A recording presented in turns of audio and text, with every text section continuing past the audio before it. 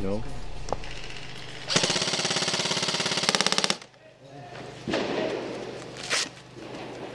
Red dot sights, in my opinion, are the best sights for airsoft and military simulation. The reasons why are because our engagement distances when we're playing airsoft or engaging in a military simulation event are usually within 100 yards.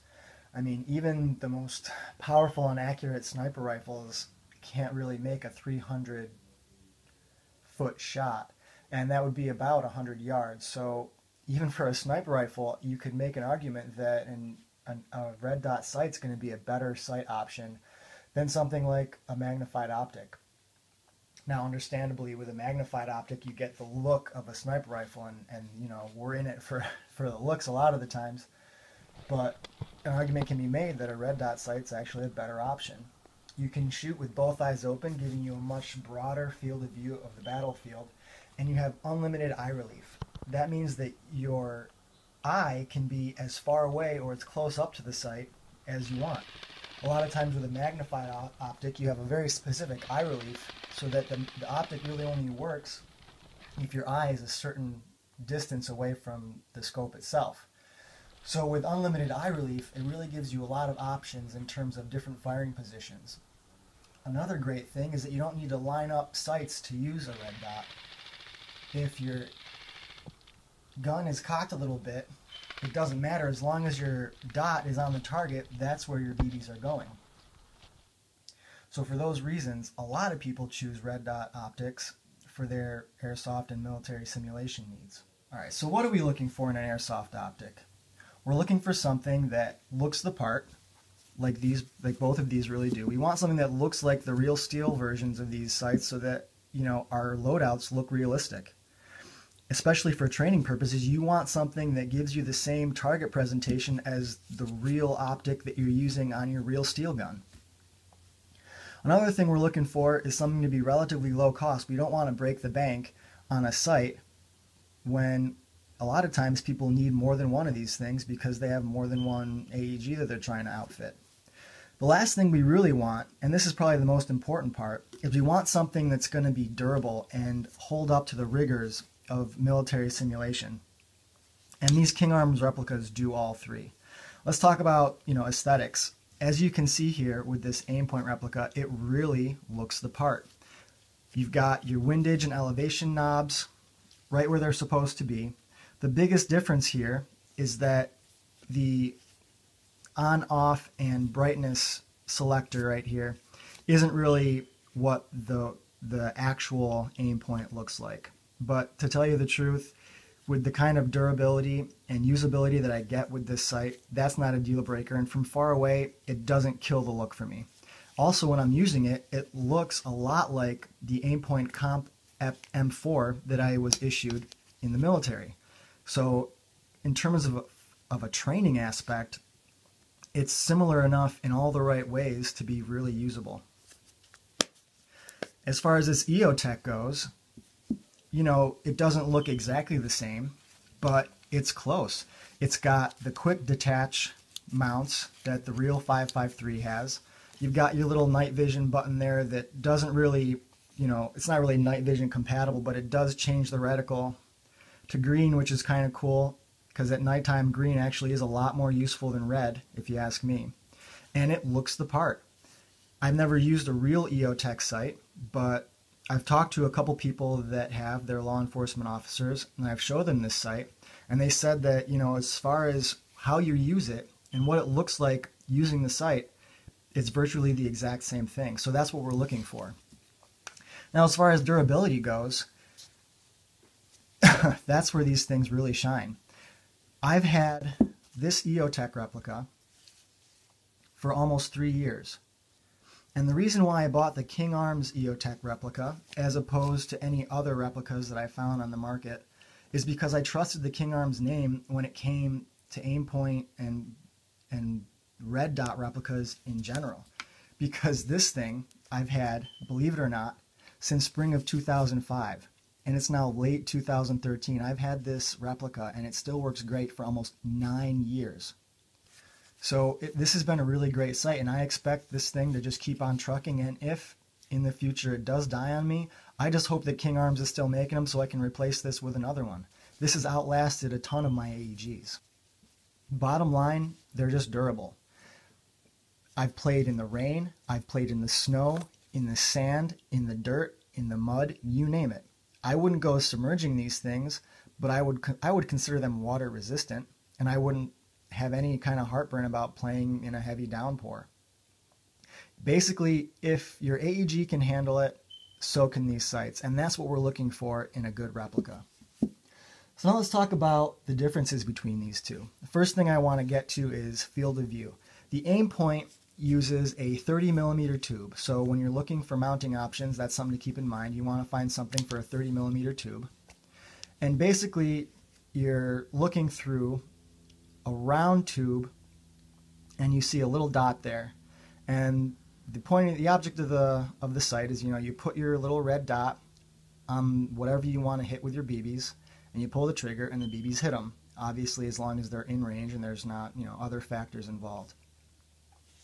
The EO-Tech, on the other hand, has a different kind of reticle and a square viewfinder. I find that the square viewfinder really gives you a bigger field of view, in all honesty. But when I'm using these two, I find that the viewfinder on this EO-Tech replica kind of darkens the view. It just makes everything I see through this little TV viewfinder here a little bit darker, whereas this Aimpoint replica is just a lot more clear. I mean, you can even see it here on my video here, how the EO-Tech is just a lot darker. Another thing to look at is the reticle. The reticle on the EO-Tech is like a small dot inside of a larger circle. Some people might find this confusing. Not really confusing, but cluttered. For example, I myself don't really like this reticle for airsoft applications. However, the person who I sold this to, my teammate Judge, he really likes this reticle because he finds that at maximum engagement distance, around 120 feet, it accounts for the spread of the BBs. So he really finds this reticle very useful. I've never used this on a real steel rifle, so I can't tell you how effective this reticle is, but I have used a Comp M4 and also a Comp M2 on a real steel M4 during my time in the military, and I can tell you that this dot is very effective up to about 300 meters. And so in airsoft, distance, you're going to be doing great with this because it is a close combat type of optic. And I find that this red dot's pretty easy to find. Not maybe as easy to find as the reticle in the EO-Tech, but it's very easy to find, and it's very quick on target. I just find that the single dot is less cluttered of a view for me.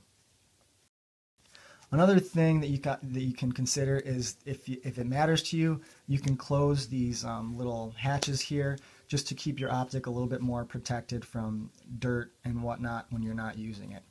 One really cool feature is that if you see here, this thing looks red, and there's my fat face, looks red when you're looking at it. But with a hollow sight or a red dot sight, you can actually keep this front piece closed because when you're shooting, you're using two eyes. And you can still see the dot there, and as long as you're using your other eye to find the target, you can actually shoot with just the rear cap open and leave the front one closed if you want to be super sneaky or you're worried about BBs or debris or whatever. You can buy aftermarket hatches for this thing, but I don't really find that you need it because this kind of like mirrored gray finish doesn't really reflect light quite as much as the red, but I mean, whatever, we're splitting hairs here. The interface on these two sights is very different. To turn on the EO-Tech, you press these buttons and then you go to your desired brightness level. We can go up, we can go down, and to turn it off is pretty easy as well. You just press and hold both of the buttons and then off it goes.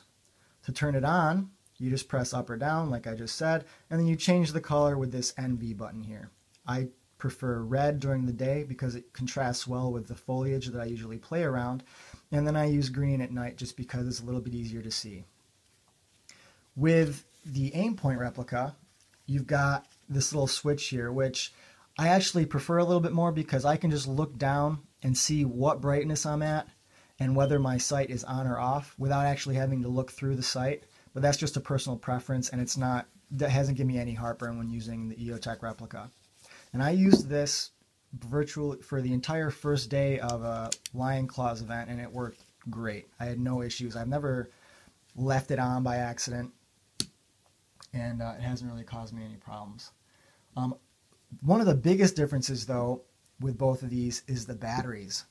This thing uses one of those circular lithium kind of watch battery looking things that are maybe hard to find, so I usually stock up on them and just have them with me, like you can see in my how to pack for an airsoft game video.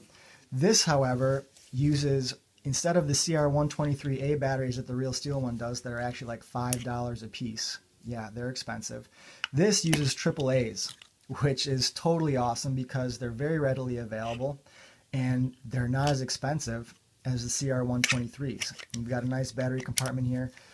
In terms of batteries, the EO-Tech really just wins for me hands down because they're so easy to get to with this clever trapdoor option, and they're so much more readily available in terms of the AAA configuration, as opposed to this circular lithium thing that's kind of tougher to find and much harder to change because you actually have to unscrew this cover plate and then repeat it.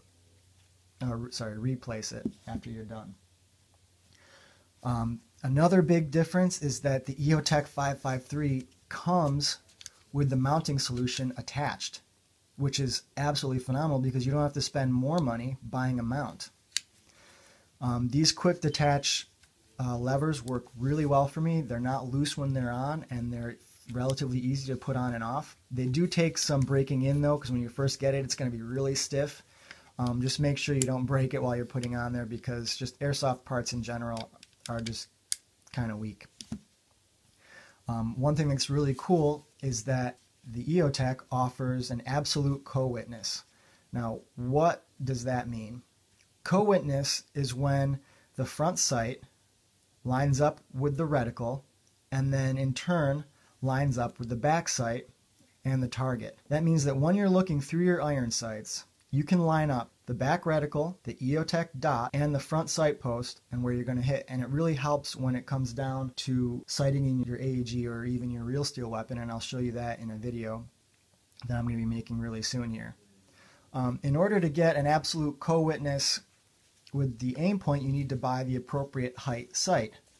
Now I want to show you some different mounting options that I have for this sight that work really well.